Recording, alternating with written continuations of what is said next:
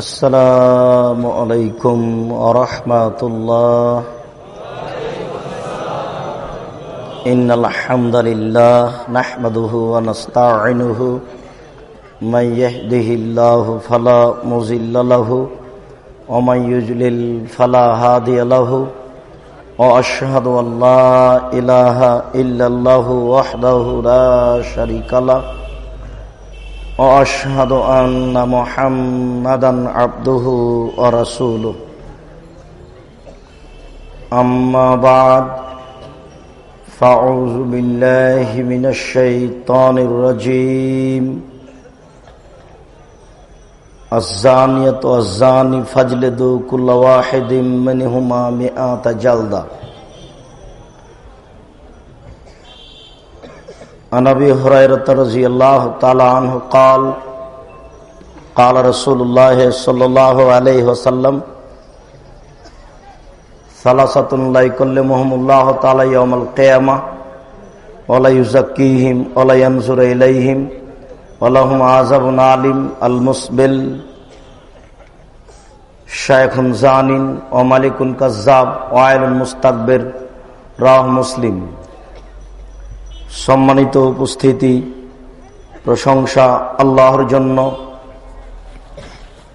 শান্তি অবতীর্ণ হোক আল্লাহর রাসূলের উপর সাল্লাল্লাহু আলাইহি ওয়াসাল্লাম। আজকের দিনই বৈঠকে বক্তব্যের বিষয় অবৈধ সম্পর্কের ভয়াবহতা। অবৈধ সম্পর্কের ভয়াবহতা সম্পর্কে এক গুরুত্বপূর্ণ তথ্যবহুল বিবরণের আলোচনার চেষ্টা করব ইনশাআল্লাহুল আজিজ। উল্লিখিত বিষয়ের উপরে কথা বলার পূর্বে আজকের জন্য জরুরি কয়েকটি কথা, তা হচ্ছে সামাজিক নেতাদের অবস্থা এবং আলেমদের অবস্থা।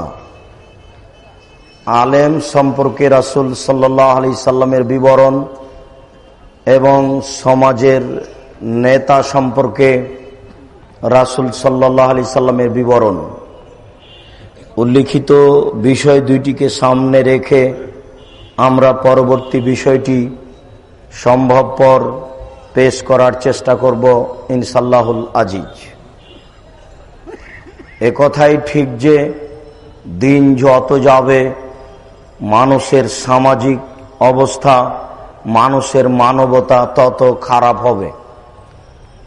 এমন একদিন চলে আসবে মানুষের আর মানবতা থাকবে না, মানুষ হয়ে যাবে পশুর মতো।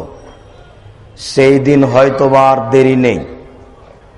এখন আমরা সামাজিকভাবে রাস্তাঘাটে যা দেখছি, মানুষের চালচলন যা লক্ষ্য করছি, তাতে মানুষকে আর মানুষ মনে হয় না। মানুষকে মানুষ এই জন্য বলা হয় যে আর একজন তার কাছে সব কিছুর ব্যাপারে নিরাপদ থাকে। এটা অন্য কোনো পশু প্রাণীর কাছে আশা করা যায় না। একটা পশু প্রাণী একজন আর একজনকে মারবে না, একটা পশু আর একটা পশুকে মারবে না, এটা বিশ্বাস করা যায় না। কেন? তারা জানে না যে মারতে হয় না। এটা মানুষ জানে যে একজন আর একজনের ক্ষতি করবে না, করতে হয় না। যখন মানুষের ভিতরে আর মানুষত্বা থাকে না, মানবতা থাকে না, তখন আর মানুষ মানুষ থাকে না। আবু মুসা আশআরী রাদিয়াল্লাহু তাআলা আনহু বলেন, রাসূল সাল্লাল্লাহু আলাইহি ওয়াসাল্লাম বলেছেন, কাইফা বিকুম অবিজামানিন, তোমাদের কি হবে, যুগের কি হবে, তোমাদের অবস্থা কি হবে, যুগের অবস্থা কি হবে। এই ছেলেরা, এই যে পাশে লোকটা মোটরসাইকেল স্টার্ট দিল, তুমি এটা দেখো না? তোমরা কি দায়িত্ব পালন করছো? আশেপাশে যারা দাঁড়িয়ে আছে তাদেরকে বসার জন্য অনুরোধ করো। জায়গা না থাকে সেটা ভিন্ন কথা, জায়গা থাকাকালীন কোনো মানুষ দাঁড়িয়ে বক্তব্য শুনতে পাবে না। রাসূল সাল্লাল্লাহু আলাইহি সাল্লাম কথা বললে সাহাবীকে বসতে বলতেন। অতএব আমাদের পক্ষ থেকে জোরালো অনুরোধ থাকছে যে আমরা সচেতন, সম্মানী, শিক্ষিত মানুষ, নিজ নিজ ভদ্রতা বজায় রেখে অল্প সময় বসে আলোচনা শোনার চেষ্টা করব। জীবনের বহু সময় চলে গেছে, আর অল্প সময় চলে যাবে, এ কথাই ঠিক। কথা বলার পূর্বে আপনার ব্যস্ততাকে লক্ষ্য করে একটা কথা বলি। আবু হুরায়রা রাদিয়াল্লাহু তাআলা আনহু বলেন, রাসূল সাল্লাল্লাহু আলাইহি ওয়াসাল্লাম বলেছেন, আল্লাহ তাআলা বলেন, ইয়া আদম লাউ আতাইতানি শায় লাম লাউ ইয়াদাকা গেনান ওয়া আসুদ্দ ফাকরাক। আদম সন্তান, তোমরা যদি আমার জন্য কিছু সময় বের করো, আল্লাহ বলছেন, অথচ আল্লাহর ঠেকা বাঁধেনি। সারা পৃথিবীর মানুষ যদি পাপ করে তা আল্লাহর কিছু আসে যায় না। সারা দুনিয়ার মানুষ যদি নেকি করে তো আল্লাহর কিছু আসে যায় না। আল্লাহ বলছেন যে, দেখো আদম সন্তান, আমার জন্য যদি কিছু সময় বের করো তাহলে আমি তোমার দুইটা কাজ করব। এক, তোমার হাতকে আমি টাকা দিয়ে পূর্ণ করে দেব। অশুদ্ধ ফাকরাক, তোমার দারিদ্রতা বন্ধ করে দেব। এই দুইটা আমি কাজ করব তুমি যদি আমার জন্য কিছু সময় বের করো। ওয়াইলাম তাফাল, আল্লাহ তাআলা বলছেন, আদম সন্তান শোনো, যদি আমার জন্য কিছু সময় বের না করো তো আমরা ওই এদাকা শোগলাম, তোমার হাতকে আমি ব্যস্ততা দিয়ে পূর্ণ করে দেব। অলাম আসুদ্ধ ফাকরাক, তোমার দারিদ্রতা বন্ধ করব না। কোটি থেকে কোটি টাকা হলেও তোমার দারিদ্রতা বন্ধ হবে না। এই যে রাস্তাঘাটে দোকানপাটে আছে, লোকগুলিকে জিজ্ঞাসা করেন যে, আব্দুর রাজ্জাক সাহেব আসবেন, চলেন একটু কথা শুনে আসি, তার উত্তর হবে, আমি ব্যস্ত। এই কথায় আল্লাহ তাআলাও বলছেন হাদিসে কুদসি, আল্লাহ রাসূল বলছেন যে, ইবনে আদম, হে আদম সন্তান, আমার জন্য যদি কিছু সময় বের করো তাহলে আমি তোমার দুইটা কাজ করব। এক, তোমার হাতকে আমি টাকা দিয়ে পূর্ণ করে দেব। আপনি ভাবিয়েন না যে খুব বেশি টাকা হলে আপনি ধনী, এটা নয়। আয়েশা রাদিয়াল্লাহু তাআলা আনহা বলেন, রাসূল সাল্লাল্লাহু আলাইহি সাল্লাম বলেছেন, লাইসাল গিনা বিকাসরাতিল আরাজ, টাকা বেশি হলে মানুষ ধনী হয় না, ওয়ালাকিন্নাল গিনা গিনান নাফস, যার মন বড় সেই ধনী। কোটিপতি মানুষের বাড়িতে ভিক্ষুক ভিক্ষা পায় না, যে রিকশা চালিয়ে খায় তার বাড়িতে ভিক্ষুক ভিক্ষা পায়। বুখারী মুসলিম আয়েশা রাদিয়াল্লাহু তাআলা আনহা বলেন, আল্লাহ রাসূল বলছেন, লাইসাল গিনা বিকাসরাতিল আরাজ, টাকা বেশি হলে মানুষ ধনী হয় না, ওয়ালাকিন্নাল গিনা গিনান নাফস, মন বড় হলে মানুষ ধনী হয়। কোটি কোটি টাকার মালিক যারা, তাদের বাড়িতে ভিক্ষুক ভিক্ষা পায় না, যে রিকশা চালিয়ে খায় তার বাড়িতে ভিক্ষুক ভিক্ষা পায়, অতএব এই বড় ধনী।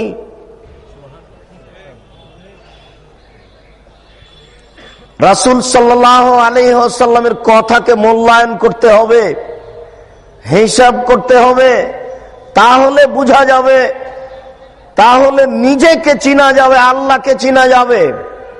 শুনুন, কোন একদিন সকালে আল্লাহর নবী বলছেন, 400 কিলোমিটার পথ পায়ে হেঁটে যেতে হবে যুদ্ধে, যদি ব্যবস্থা না হয় কে কি দান করতে পারো?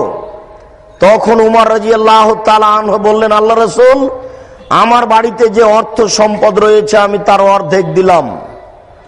আবু বকর সিদ্দিক রাদিয়াল্লাহু তাআলা আনহু বললেন, আল্লাহ রাসূল, আপনাকে আর আল্লাহকে বাড়িতে রেখে আমার যা আছে সবই দিলাম। তখন উসমান রাদিয়াল্লাহু তাআলা আনহু বললেন, আল্লাহ রাসূল, তাবুকের যুদ্ধে যত মানুষ যাবে সমস্ত মানুষের অর্ধেকের খাওয়া খরচ, যাতায়াত খরচ আমি উসমান দিব। সেই দিন লোক সংখ্যা ছিল 30,000। 15,000 লোককে উসমান রাদিয়াল্লাহু তাআলা 3 মাস খাওয়াবেন। এবং 15,000 লোককে 15,000 উট দিবেন। এবার উসমান এখানে, উমর রাদিয়াল্লাহু তাআলা এখানে, আর আবু বকর সিদ্দিক রাদিয়াল্লাহু তাআলা এখানে। কে সবচেয়ে বড় ধনী দেখেন। আল্লাহ রাসূল বললেন সকালে, শোনো তাবুকের যুদ্ধে যেতে হবে, সংকট খুব, অর্থ সম্পদ নেই, কে কি দান করতে পারো? তো সাড়া দিলেন প্রথমে উমর। উমর রাদিয়াল্লাহু তাআলা আনহু বলেন, আল্লাহ রাসূল আমার যে অর্থ সম্পদ রয়েছে তার অর্ধেক দিলাম। তখন আবু বকর সিদ্দিক রাদিয়াল্লাহু তাআলা আনহু বলেন, আল্লাহ রাসূল আপনাকে আর আল্লাহকে বাড়িতে রেখে আমার যা ছিল সবই দিলাম। আর উসমান রাদিয়াল্লাহু তাআলা আনহু বললেন, আল্লাহ রাসূল যত সৈন্য সামন্ত যাবে তার অর্ধেকের যাতায়াত খরচ, খাওয়া খরচ আমি বহন করব। এবার বলেন কে সবচেয়ে বড় ধনী? আবু বকর সিদ্দিক রাদিয়াল্লাহু তাআলা আনহু বড় ধনী। আবু বকর সিদ্দিক রাদিয়াল্লাহু তাআলা আনহু যে বাক্য বলেছেন, এই বাক্যকে ডিঙ্গিয়ে যাওয়ার মতো কিয়ামত পর্যন্ত মানুষের হাতে কোনো পথ হবে না। আবু বকর সিদ্দিক রাদিয়াল্লাহু তাআলা আনহুর বাক্যকে ডিঙ্গিয়ে যাওয়ার মতো মানুষের ক্ষমতা নেই। আবু বকর সিদ্দিক রাদিয়াল্লাহু তাআলা আনহুর পিছেই থাকতে হবে, মানুষ যত বড়ই ধনী হোক। কেন? উনি যা বলেছেন তার ছাড়া আর কোনো বাক্য দুনিয়াতে মানুষ বের করতে পারবে না। উনি বলেছেন যে আপনাকে আর আল্লাহকে বাড়িতে রেখে আমার যা আছে সবই দিলাম। ধনী হলেও মানুষ ধনী নয়, মূলত মন বড় হলেই মানুষ ধনী হয়। শুনুন, আল্লাহ তাআলা বলেন যদি আমার জন্য কিছু সময় বের না করো তাহলে আমি আমলা ও ইয়াদাকা শগলান, তোমার হাতকে আমি ব্যস্ততা দিয়ে পূর্ণ করে দিব। নেও তুমি কত ব্যস্ত হতে চাও, একেবারে ফজরের পর থেকে না রাত 12টা পর্যন্ত, এরপরও ঘুম হয় না, কোথায় হিসাব নিকাশ উলট পালট হলো নাকি। কেউ যদি তাকে বলে যে আব্দুর রাজ্জাক সাহেব আসেন চলেন যাই, তাহলে তার উত্তর হবে আমি ব্যস্ত। এই কথাই আল্লাহর নবী বলছে, আমি তার ব্যস্ততা দিয়ে হাতকে পূর্ণ করে দিব। অলাম আসুদ্দ ফাঁক রাখতার, আমি দারিদ্রতা বন্ধ করব না। টাকা যতই হোক সে নিজেকে গরিব মনে করবে, সে মনে করবে আরো লাগবে, আরো প্রয়োজন। এই বাক্যকে আল্লাহ রাসূল এইভাবে বুঝিয়েছেন, লাউ কানা লিবনে আদম ওয়াদিয়ান লাবতাগা সালিসান। আদম সন্তানের যদি এই বাংলাদেশের মতো 2টা বাংলাদেশ হয়ে যায়, ঢাকা শহরের মতো যদি 2টা শহর আদম সন্তানের কারো হয়ে যায়, তাহলে লাবতাগা সালেসান, তার মনটা চাইবে যে আরেকটা হতো। বুখারী মুসলিম। এরপরে আল্লাহ রাসূল বলছেন যে লা ইয়ামলাউ জাওফা ইবনে আদম ইল্লা তুরাব, আদম সন্তানের অর্থ দিয়ে মন পেট পূর্ণ হবে না একমাত্র কবর ছাড়া। কবরে গেলেই পেট ভর্তি, আর লাগবে না। আলহাকুমুত তাকাসুর, তোমাকে পৃথিবীর অর্থ সম্পদ আত্মভোলা করে রেখেছে। কতদিন? হাত্তা জুরতুমুল মাকাবির, যতদিন তুমি কবর না দেখেছ। কবর দেখলে তুমি বুঝতে পারে নিবে তুমি কত বড় ধনী। কবর না যাওয়া পর্যন্ত তুমি বুঝতে পারছো না যে তোমার টাকা পয়সা কত। সবসময় টাকার ঘাটতি দেখতে পাবে, সবসময় টাকার ঘাটতি দেখতে পাবে। যখন কবরে চলে যাবে তখন দেখবে যে না, আর ঘাটতি নাই, বেশ অনেক হয়ে গেছে। এই জন্য ব্যস্ততা একটু কমিয়ে কথাকে মূল্যায়ন করার চেষ্টা করুন। যে যেখানে আছেন রাস্তাঘাটে চলাচল বন্ধ করে, দোকানপাট বন্ধ করে, কথাবার্তা ক্রয় বিক্রয় লেনদেন বন্ধ করে আলোচনা শোনার জন্য চেষ্টা করুন। জাতির যদি রাস্তাঘাট করে দিতে না পারি, জাতির যদি স্কুল কলেজ করে দিতে না পারি, জাতিকে চূড়ান্ত সঠিক ধর্ম দিতে পারবো ইনশাআল্লাহ। ধর্মের ব্যাপারে জাতিকে ফাঁকি দিয়ে পরকাল হারাতে রাজি নয়। অতএব কোনদিন যদি এভাবে চলে আসার সময় করতে পারি, অন্তত 10 কিলোমিটার আশেপাশে যত পুরুষ ও নারী আছে সবাকে আসার জন্য আমাদের পক্ষ থেকে জোরালো ভাবে অনুরোধ থাকছে। আপনি তো আসবেন, আসবেনই, মুসলমান তো আসবেই, হিন্দুকে আসতে হবে। আপনি হিংসা করে বাড়িতে বসে আছেন মানে? আপনি বলছেন যে সাবধান থাকুন, আহলে হাদিসের আলেম আসছে, এখানে বক্তব্য শুনতে যেতে হবে না। আহলে হাদিস বলতে কি? আহলে হাদিস বলতে আপনার কাছে এত কঠিন মনে হয়ে গেল কেন? আশ্চর্য, মনের ভিতরে এত সংকীর্ণতা কেন? সারা পৃথিবীকে কি দিয়ে ঠেকাবেন? বলছে যে জাকির নায়েক ভুল পথে আছে, তো জাকির নায়েককে আপনি কিভাবে ঠেকাবেন? ও তো আকাশ দিয়ে চলছে, সারা পৃথিবীর বিদ্যানকে কাট করে দিয়েছে, ঠেকান দেখি। এইভাবে সংকীর্ণতা ভিতরে রেখে কাজ করা যাবে? এত সংকীর্ণতা কেন? আশেপাশে যত পুরুষ ও নারী আছে সবাকে আসার জন্য উদ্বুদ্ধ করুন। আমরা সবাকে আসার জন্য অনুরোধ করি, মানুষের জন্য অনুরোধ করি, পশু হলে আসতে বলতাম না। আমরা তাদেরকে এখনো মানুষ মনে করছি। এই জন্য যদি আল্লাহ রাসূল তাদেরকে কঠিন ভাবে দেখেছেন, দেখেন আপনাকে আমি কয়েকটা বিবরণ পেশ করছি, দেখেন এইসব মানুষকে আল্লাহ রাসূল কি বলছেন। আল্লাহ রাসূল বলছেন যে কাইফাবে কুম অবে জামানিন, তোমাদের কি হবে, যুগের কি হবে, তোমাদের কি হবে, যুগের কি হবে। ইগর ভালো নাস গারবালাতান, যেদিন মানুষের উপরে যে কোনো অন্যায় অত্যাচার করা হবে সেদিন কি হবে। যেদিন মানুষের উপরে যে কোনো অন্যায়, যে কোনো অত্যাচার করা হবে সেদিন কি হবে। কে অত্যাচার করবে? শাসক, চেয়ারম্যান, মেম্বার, এমপি, মন্ত্রী, প্রিন্সিপাল, ভাইস চ্যান্সেলর, যারা দায়িত্ব পালন করছেন, হেড মাওলানা, আর যারা গ্রাম দায়িত্বশীল, তারা মানুষের প্রতি একেবারে অন্যায় ভাবে নির্যাতন করবে। এই কথা আল্লাহ রাসূল বলছেন, ইগর বালুন নাস গারবালাতান, যেদিন মানুষের উপরে যে কোনো নির্যাতন করা হবে সেদিন তোমরা কি করবে। অয়াবকা হুফালাতুন নাস আও হোসালাতুন নাস, মানুষের মধ্যে থেকে যাবে যারা আগাছা, যারা সমাজের দায়িত্ব পালন করবে তারা আগাছা হবে। আগাছা কাকে বলে? ধানের মধ্যে যেগুলো ঘাস থাকে তাকে আগাছা বলে। যেদিন সমাজের নেতৃত্ব দিবে আগাছা,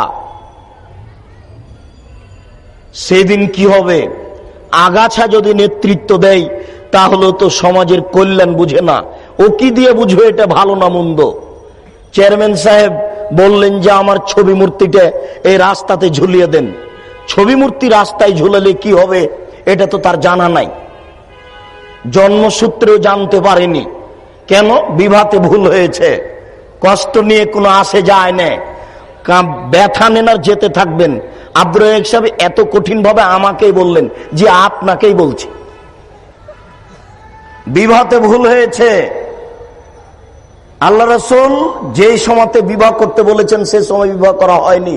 আপনার মেয়ে রাস্তায় হাঁটছে, ওটা হিন্দুর মেয়ে নয়। এখন হাঁটছে, ওটা আপনার মেয়ে, ওটা হিন্দুর মেয়ে নয়। এখন হাঁটছে নগ্ন অবস্থায়, ওটা আপনার মেয়ে, ওটা হিন্দুর মেয়ে নয়, ওটা ইহুদির মেয়ে নয়, ওটা খ্রিস্টানের মেয়ে নয়। আপনি মুসলমান হিসাবে কলঙ্ক, আপনি মুসলমান হিসাবে কলঙ্ক, আপনি জাতির জন্য কলঙ্ক। আপনি একজন কাপুরুষ, আপনি একজন কাপুরুষ, আপনি একজন কাপুরুষ। আপনার মেয়ে রাস্তায় হাঁটছে। অতএব আপনাকে এই বিষয়ে ভাবতে হবে এবং ফিরে আসতে হবে। কেন হাঁটছে? হাঁটবে কেন? কেন হাঁটছে? হাঁটবে কেন? ওর বাপ মুসলমান, ওর মা মুসলমান, ওর দাদা মুসলমান, ওর দাদি মুসলমান, ওর 14 গোষ্ঠী মুসলমান। ও হাঁটবে কেন? কেন হাঁটবে? হাঁটবে কেন? কেন হাঁটবে? যে বিবাহতে ভুল হয়েছে।